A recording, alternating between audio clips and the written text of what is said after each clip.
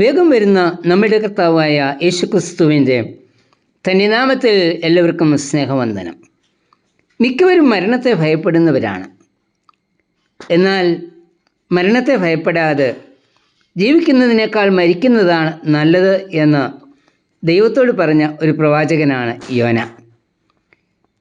2ാം പ്രാവശ്യം യഹോവ നൽകിയ കൽപ്പന അനുസരിച്ച യോന നിനവെ നഗരത്തിൽ ദൈവത്തിൻ്റെ ന്യായവിധിയെക്കുറിച്ച് പ്രസംഗിക്കുകയും നിനവെ നിവാസികൾ ദുർമാർഗം വിട്ട് മനം തിരിയുകയും ചെയ്തു. ദൈവം നിനവെ നിവാസികളുടെ അകൃത്യം ക്ഷമിച്ചു. ന്യായവിധി പ്രസംഗിച്ച യോനയ്ക്ക് അത് ഇഷ്ടപ്പെട്ടില്ല. തുടർന്ന് ദൈവത്തോട് പരാതി പറഞ്ഞുകൊണ്ട് യോന പറയുകയാണ്, എൻ്റെ പ്രാണനെ എടുത്തു കൊല്ലണമേ, ജീവിച്ചിരിക്കുന്നതിനേക്കാൾ മരിക്കുന്നത് എനിക്ക് നല്ലത്. യോന 4:3-8 വാക്യങ്ങൾ. യോനയെപ്പോലെ ചിന്തിക്കുന്നവർ നമ്മളുടെ കൂട്ടത്തിലുമുണ്ട്. മറ്റുള്ളവർക്ക് നന്മയുണ്ടാകുമ്പോൾ ആ നന്മകളെ കണ്ടുകൊണ്ട് എങ്ങനെ ജീവിക്കും എന്ന് ചിന്തിക്കുന്നവർ എല്ലാം യോനയ്ക്ക് തുല്യരാണ്. മരണഭീതിയുള്ളവർ, ജീവിതഭീതിയുള്ളവർ, ഇത് രണ്ടും ഒരുപോലെയാണ് മനുഷ്യന് ദോഷം ചെയ്യുന്നത്.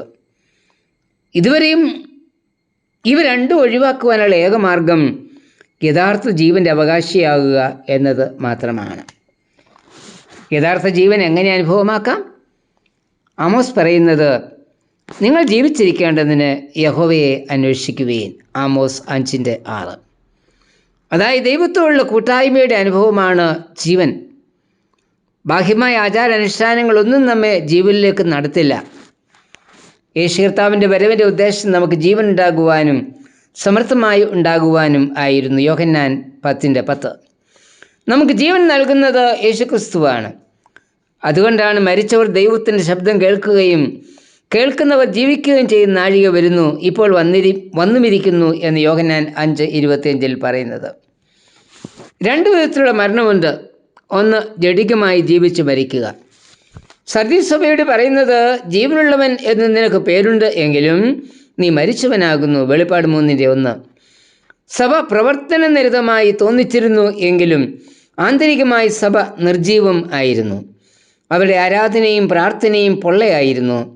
സഭാംഗങ്ങൾ മിക്കവരും നാമധേയ വിശ്വാസികളായിരുന്നു. സഭയിൽ ധാരാളം അംഗങ്ങളുണ്ടായിരുന്നതിനാൽ വിവിധ പ്രവർത്തനങ്ങൾ നടക്കുന്നു എന്ന് തോന്നിപ്പിച്ചിരുന്ന സഭയായിരുന്നു സർദീസ്. എന്നാൽ സഭയിൽ ജീവൻ പ്രാപിച്ചവർ ന്യൂനപക്ഷമായിരുന്നു. അതുകൊണ്ട് സഭയ്ക്ക് ജീവനില്ലായിരുന്നു, എന്നാൽ ജീവനുണ്ടെന്ന് പേരും ഉണ്ടായിരുന്നു. ഇന്ന് അനേക സഭകളും വിശ്വാസികളും സർദീസ് സഭയെ പോലെയാണ്. ജഡികർ ജീവിച്ചിരിക്കെ തന്നെ ചത്തവരാ.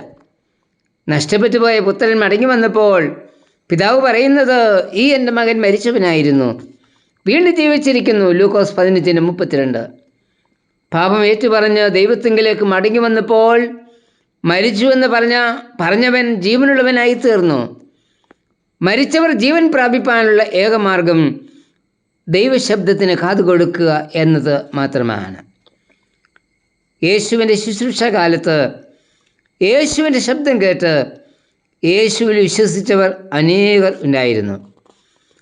അങ്ങനെയുള്ളവർ ന്യായവിധിയിൽ ആകാതെ മരണത്തിൽ നിന്ന് ജീവനിലേക്ക് കടക്കും എന്ന യോഹന്നാൻ 5:24 പറയുന്നത്. പൗലോസ് പറയുന്നത്, ക്രിസ്തുയേശുവിൽ ഉള്ളവർക്ക് യാതൊരു ശിക്ഷാവിധിയും ഇല്ല. റോമർ 8:1. ജീവിച്ചിരിക്കെ തന്നെ മരിച്ചവനായി കഴിയുക എന്നത് എത്ര പരിതാപകരമായ അവസ്ഥയാണ്. 2, ആത്മീകരായി ജീവിച്ച് മരിക്കുക. ഇങ്ങനെയുള്ളവർ ഒടുക്കത്തെ നാളിൽ ദൈവശബ്ദം കേട്ട് ജീവൻ പ്രാപിക്കും. യോഹന്നാൻ 5:25. കാഹളം ധ്വനിക്കുമ്പോൾ ക്രിസ്തുവിൽ മരിച്ചവർ അക്ഷയരായി ഉയർക്കുകയും ക്രിസ്തുവിനോടുകൂടി ജീവിക്കുന്നവർ രൂപാന്തരം പ്രാപിക്കുകയും ചെയ്യുന്നു. കാഹളം ധ്വനിക്കുന്നതിനുള്ള സമയം അടുത്തിരിക്കുകയാണ്. അതിനാൽ വിളക്കിൽ എണ്ണ ഒഴിച്ച് യജമാൻ്റെ വരവിന് വേണ്ടി ഉണർന്നിരിക്കാം. ഇന്നത്തെ നമ്മളുടെ അവസ്ഥ എന്താണ്? ജീവിച്ചിരിക്കുന്നവൻ എന്ന പേര് മാത്രമല്ലേ നമുക്കുള്ളത്? അതിന് മാറ്റം വരണം. നഷ്ടപ്പെട്ടു പോയ പുത്രൻ പാപം ഏറ്റുപറഞ്ഞ് ജീവൻ വെച്ചതുപോലെ കർത്താവിൻ്റെ അടുക്കലേക്ക് മടങ്ങി വരണം. അപ്പോഴാണ് ജീവൻ പ്രാപിക്കുന്നത്. പൗലോസ് പറയുന്നത്, എനിക്ക് ജീവിക്കുന്നത് ക്രിസ്തുവും മരിക്കുന്നത് ലാഭവുമാകുന്നു. ഫിലിപ്പിയർ 1:21. ജീവനോ മരണമോ എന്തായാലും സ്വീകരിപ്പാൻ പൗലോസ് തയ്യാറായിരുന്നു. ജീവിക്കുകയാണെങ്കിൽ ക്രിസ്തുവിന് വേണ്ടി, മരിക്കുകയാണെങ്കിലും ക്രിസ്തുവിന് വേണ്ടി. മരിക്കുന്നത് ലാഭവും ആണ്. മരണഭയവും ജീവഭയവും ഇല്ലാത്ത പൗലോസ്, അതാണ് ജീവൻ്റെ അനുഭവം. നമുക്ക് ഈ കാഴ്ചപ്പാടാണ് വേണ്ടത്. ജീവിക്കുന്നിടത്തോളം കർത്താവിനായി ജീവിക്കുക. അങ്ങനെയുള്ളവർക്ക് ജീവിതത്തെക്കുറിച്ച് ഭയമില്ല. മരിക്കുവാനായി വിളിക്കുമ്പോൾ ധൈര്യത്തോടെ ജീവൻ വിട്ടുകൊടുക്കുക. അങ്ങനെ ചെയ്തവർക്ക് മരണഭയവും ഇല്ല. ജീവിതത്തെക്കുറിച്ച് ഈ ഒരു ഉറപ്പാണ് ഇന്ന് നമുക്ക് ആവശ്യം.